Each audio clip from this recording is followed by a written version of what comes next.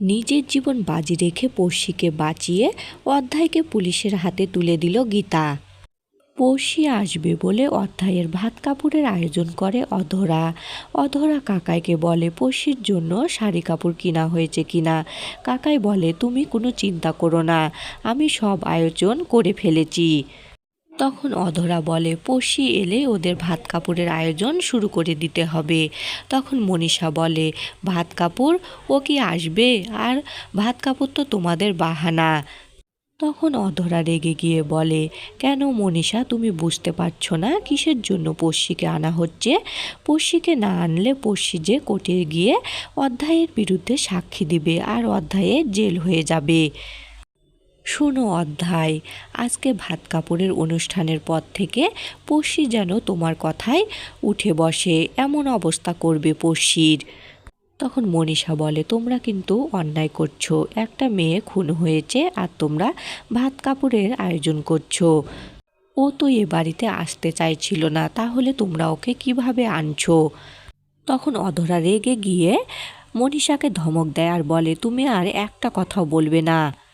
আর বাড়ির অন্য সদস্যরাও মনীষার মুখটা বন্ধ করে দেয়।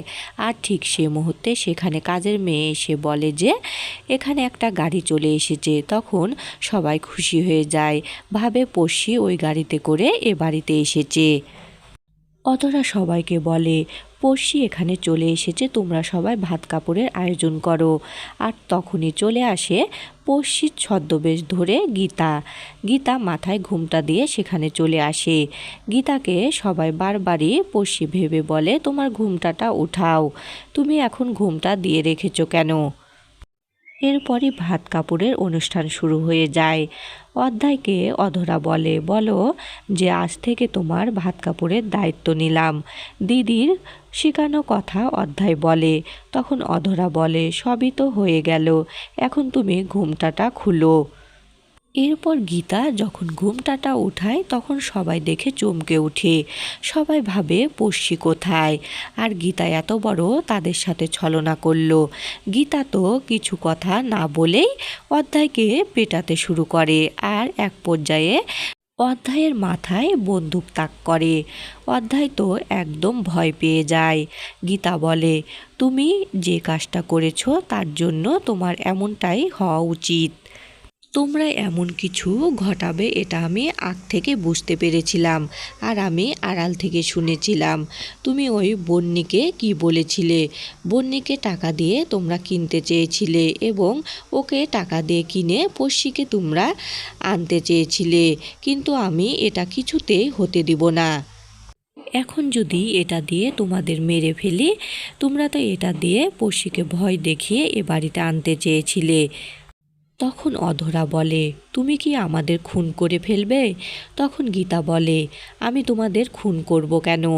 এটা তো খেলনা পিস্তল, যা করবে পুলিশই করবে। এরপর গীতা পুলিশ অফিসারকে ডাকে আর পুলিশ অফিসার সেখানে চলে আসে এবং পুলিশ অফিসার অধ্যায়কে অ্যারেস্ট করতে চায়। তখন অধ্যায় বলে আমি কি অপরাধ করেছি? বিনা অপরাধে আপনারা আমাকে অ্যারেস্ট করতে পারেন না। তখন সে সময়ে সেখানে চলে আসে পড়শি আর বলে তুমি অনেক অপরাধ করেছো আর আমি সাক্ষী দিচ্ছি। তুমি আমাকে বন্দুক ধরে কিডন্যাপ করতে চেয়েছিলে আর জোর করে আমার ভাত কাপড়ের অনুষ্ঠান করতে চেয়েছিলে। এরপর পড়শি কান্না করতে শুরু করে। তখন গীতা বলে আপনার কোনো ক্ষতি হতে আমি দিব না। আর পুলিশ অফিসার অধ্যায়কে গ্রেপ্তার করে নিয়ে যান। বাকি ভাত কাপড় জেলের ভিতরে গিয়েই হবে আর আপনাদের সকলকে একবার থানায় যেতে হবে।